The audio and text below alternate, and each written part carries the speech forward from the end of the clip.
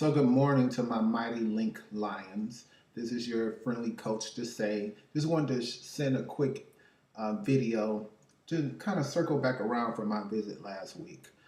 So I really want to structure this around the four pillars that our schools use, and just as a reminder that you guys are implementing a model, like not a program. You are transforming your schools aligned with our network, which has like a 91% graduation rate. 70% of our students go to college and 83% of them persist. And we couldn't have that much success in the last 20 years without you. So thank you for all the work that you do in learning and transforming your school. So when I think about this culture that empowers, I really love how Kevin, Alexa, Bridget, Aaron, they've been spending a lot of time designing that advisory course. And I did notice that not everyone uses the lessons every day. So I just wondered, what does that say about your adult culture if everyone isn't on the same page? Maybe a recommended next step would be spend some time debriefing about what happened in advisory every week, similar to the way you do when you have your student ratings.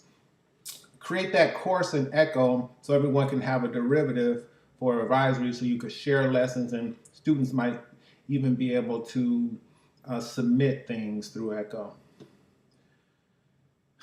Now, your students talked a lot about the feeling, this sense of belonging during your Spirit Week, but I couldn't help but wonder, how are those attributes like embedded in your everyday school culture?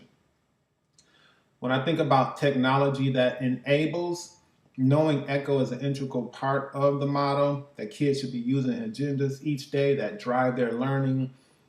I also think it's a cultural component of any new tech schools. It's part of the culture. So in what ways have the adult learners kind of embraced Echo and committed to building their classroom around it? Maybe think about how you're sharing your challenges and opportunity for growth with each other. Amanda seems to be moving forward in Echo. How is she sharing that learning, or others sharing the learning? At this point, I feel everyone should be at least up to speed on the basics of Echo. So I'm going to share a resource in this email that you can use as a quick gut check. Next, teaching that engages.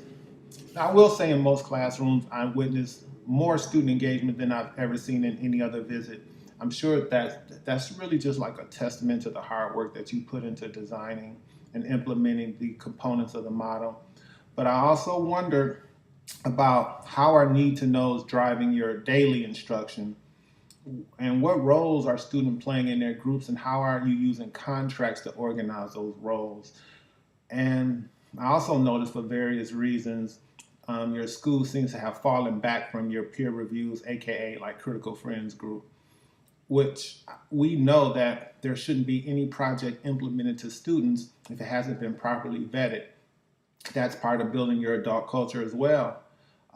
You have to find the time to do that. And even if you're using that time to share best practices, really digging into your work, this adult collaborative practice is evident in all of our schools. So it just left me wondering how different learning would look if that was a religious part of your work. And finally, outcomes that matter. Now, we all know agency collaboration, written communication, and oral communication, as well as knowledge and thinking, are your school's outcomes.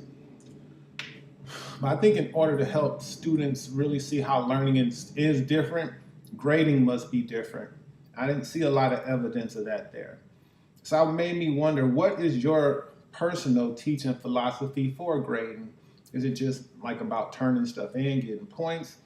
If so, then that's totally against the model, what we're working to change.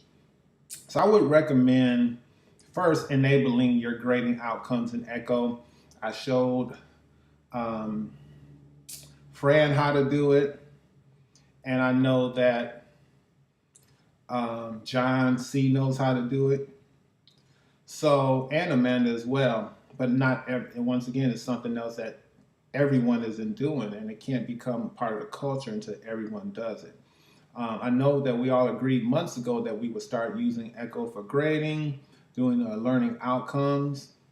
let's start with at least enabling them in Echo. I know that you have engaged in a lot of learning, but I wonder what it would look like when we shift the conversation to outcomes and rubrics versus grades. To think about what are your personal beliefs about grading and how can we align those to the Linc's beliefs and the network's beliefs, because we all should be working towards the same goal. So anyway, just a quick video for you all. Can't wait to see you again in a few weeks. And just remember, we have to hold all of us as stakeholders responsible for the growth of our school. All right, stay blessed. Have a good one. Bye.